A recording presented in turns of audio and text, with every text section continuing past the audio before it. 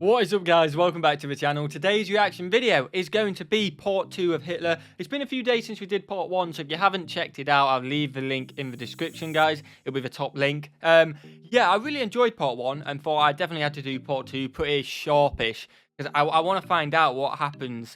We know what happens in the end. Obviously, we know the end. So far, how he just went absolutely mental and power hungry, and obviously had a lot of hatred inside of him. And luckily, got defeated in the end. But it was so interesting learning about his childhood. I had no idea, but obviously his family had married his dad had married his cousin, and then yeah, his parents were basically incest. And so far, and he had a hard upbringing, and it just started showing how the hatred came in. A lot of people in the comments as well told me apparently he's a pretty good artist, because I made a few jokes about his art, which I never knew again. So I definitely need to check out some of his art to actually see how good he was, because quite a few people have said he was actually an inspiring, pretty good artist.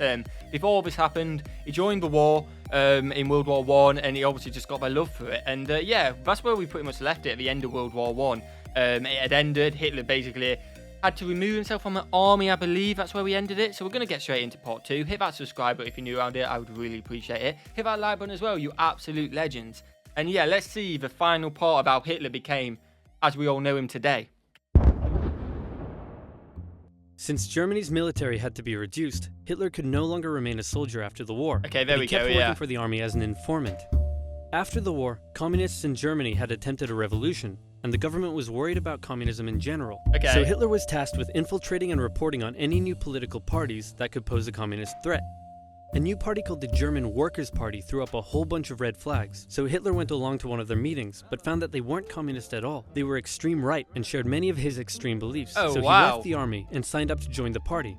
His fantastic speaking abilities impressed the party's leadership and supporters, and he very quickly rose to the top. He decided the party needed a makeover, so he renamed it to the National Socialist German Workers' Party, or Nazi for short, and he gave it wow, again, I didn't know where that came from, and you're seeing, and again, he's got a job for the government, basically, top secret, to try and prevent an uproar and stuff like that. He's gone to this one thinking it is, and thought, oh no, I actually agree with these, and I had no clue that's how he got leader of his party and stuff like that. I really am enjoying this. It is honestly a lot of knowledge which you know about somebody, but you never know how they got to that point. It's awesome. It's not awesome that they got to that point, but it's awesome finding out what's done is done in the past. We're not going to change it, and it's just awesome getting to know the knowledge of how little roots potentially got him down there. And again, I didn't know where the word Nazi came from, and now I do. a new color scheme. The Nazis weren't very specific on policy, but Hitler made extravagant promises to return Germany to its former glory by undoing the Treaty of Versailles and reuniting all ethnic Germans into one nation. Oh, wow. He also said that only pure Aryan people should be allowed to be citizens and that all Jews would lose their citizenship.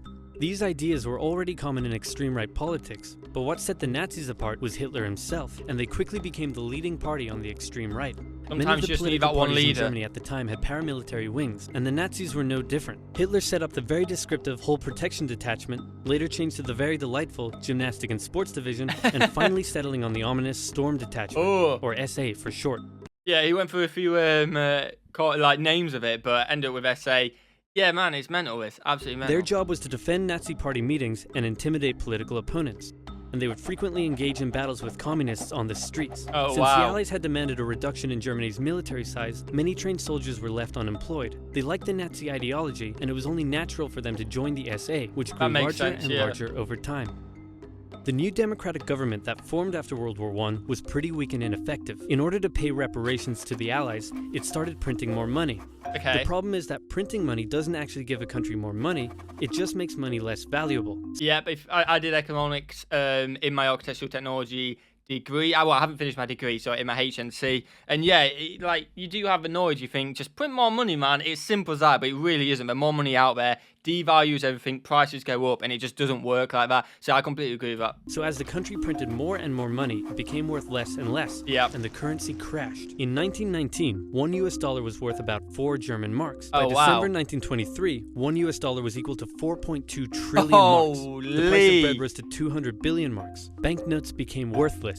Unsurprisingly, in such an economic crisis, Germany struggled to pay the Allies. The French were pissed about this, so they occupied the Ruhr, an area full of factories, and and took the economic output from the area as payment. Oh, they treated the German civilians badly, and in total, approximately 130 Germans were killed during the occupation. Germans were furious, and Hitler and the Nazis thought that now would be a great time to lead a revolution. In November 1923, inspired by something a certain bold Italian man did a year earlier, Hitler stormed a meeting at a beer hall and called for an uprising against the government. With his supporters, he marched on the streets of Munich, hoping the police would join his side. They did not. Holy. Hitler was put on trial for treason. He could have been sentenced to life, but the right-wing judges thought he was a pretty cool guy. Hitler knew the judges and knew that they would be lenient, so he took the opportunity to make impassioned speeches during the trial. And in the end, he was sentenced to just 5 years in prison, of which he only served 9 months. And Hey, Hitler went to prison? What? I honestly did not know any of this. Like, maybe I should be paying more attention in history class. I don't know if we got taught this or not, but holy man. It just shows, right?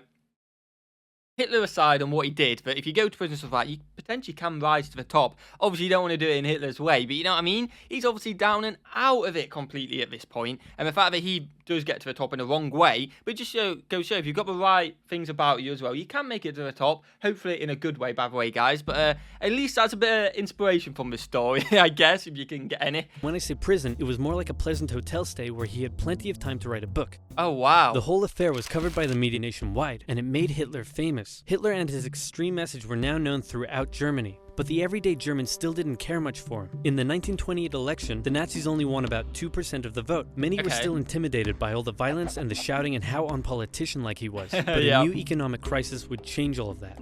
To help Germany pay its reparations, America agreed to give it loans. In October 1929, the Wall Street crash happened, and America wanted its money back. The economic strain this put on an already struggling Germany was severe. Unemployment skyrocketed, poverty was widespread, and Germans were sick of it. It was clear that the newly formed democracy wasn't working. In the face of crisis, Germans began moving to the political extremes. If you were German and wanted change, your choices now were either the communists or the Nazis.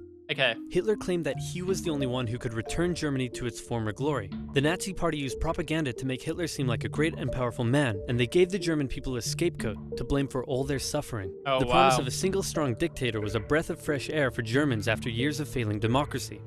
Some bought into his extreme ideology. Some didn't agree with the racism, but were willing to vote for him anyway. Many didn't know much about politics at all, but just got caught up in the hype. Election after election, the Nazis became more and more popular, until in 1932, they became the biggest party in the German parliament. Hitler came to truly believe that he was some sort of great, destined savior of Germany. Yo, this is honestly like, again, all the propaganda thrown out there. People just wanting change because they're in an economic crisis, disaster. Some people obviously just same mindset of Hitler and just want it to happen.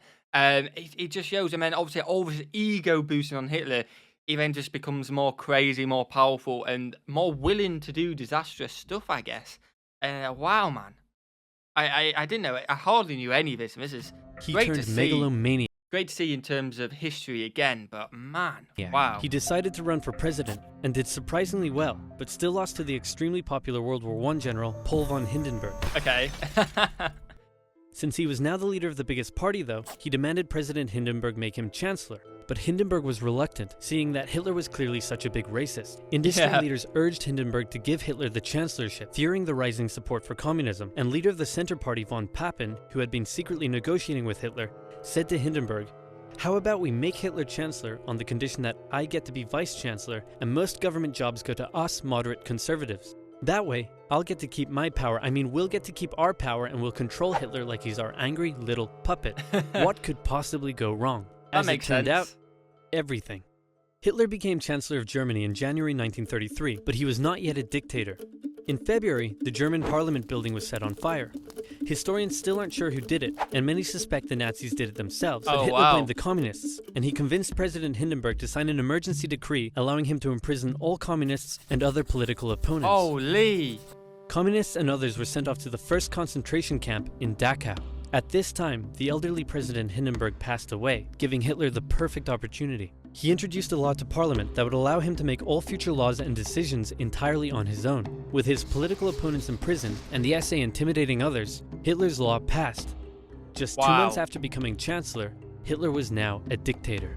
He still had one problem. The leader of the SA wanted the SA to take over the job of the regular German army, and the German army didn't like that idea. Hitler needed to maintain the support of his professionally trained German army, more so than his rough and rowdy SA. So one night in June 1934, he had Rom and many other of his own SA officers rounded up and murdered. While he was at it, he took the opportunity to brutally settle some personal scores as well. Politicians who had disagreed with him in the past, reporters who had printed negative articles about him, one guy who did absolutely nothing, but they thought he was someone else. In some cases, even their families were murdered. In total, up to 200 people were killed in what became known as the Night of the Long Knives. Mate, that is mental. It just sums up what character he is. I know, obviously, a lot more lives was lost during World War II than that. But still, man, just because you didn't agree, just because you wrote something bad about you, just because you're the opposition party, man. I know it was different times back then, but it's still completely wrong. And I think everyone would agree it's completely wrong. But, man, it just shows what kind of person he was, even before war had fully broke out.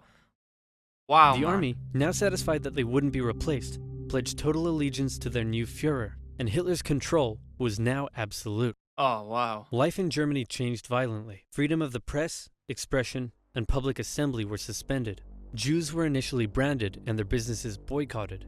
And eventually, Hitler would go on to have 6 million Jewish men, women, and children killed in concentration camps. Absolutely Hundreds horrible. of thousands of people were forced into sterilization for physical and mental imperfections. The Hitler Youth became a way to brainwash the young. Boys were trained to fight and returned home from camp violent. Girls were told their purpose was to have many pure Aryan children, and they would sometimes return from camp pregnant. When their parents were understandably horrified, their children would threaten to turn them over to the Gestapo for standing in the way of Germany's greatness. Oh my God, the standard man. greeting changed, and you could be sent to a concentration camp for not using it. This way, it seemed like everyone was a Nazi supporter. If you dared oppose Hitler or speak out against him in any way, you also would be sent to a concentration camp. Yeah, nothing you can do. German nationalism captivated the young Adolf. Extreme ideology and anti-Semitism festered in him as a young man living a hard life on the streets. Germany's defeat in the First World War filled him with hatred and a thirst for vengeance. A political movement that treated him like a god, and hundreds of thousands looking up to him as their savior, made him a megalomaniac. And soon, his aggressive foreign policies would drag the world into a second tragic global conflict. Yep. Otherwise known as World War II, man. Wow, that is the end of the video. Again, like I said it so many times, it's so interesting seeing just how it drags. Someone can potentially get to that point from being not a normal kid because he had a very rough upbringing, but you know what I mean, from being born into the world to basically run that life. And yeah, wow. Absolutely horrible stuff there at the end. We all know the facts. We all know what happened. It's absolutely horrible. I hope you guys have enjoyed this video anyway. Let me know if you want me to do more stuff like this, because I've really enjoyed just sitting down, learning a bit of history, and sharing it with you guys as well. So hit that like button, hit that subscribe button. I'd really appreciate that, guys. I don't know if you've noticed, but I have burnt my face, so you can laugh about it in the comments if you want to. And I'll see you in the next one. Peace.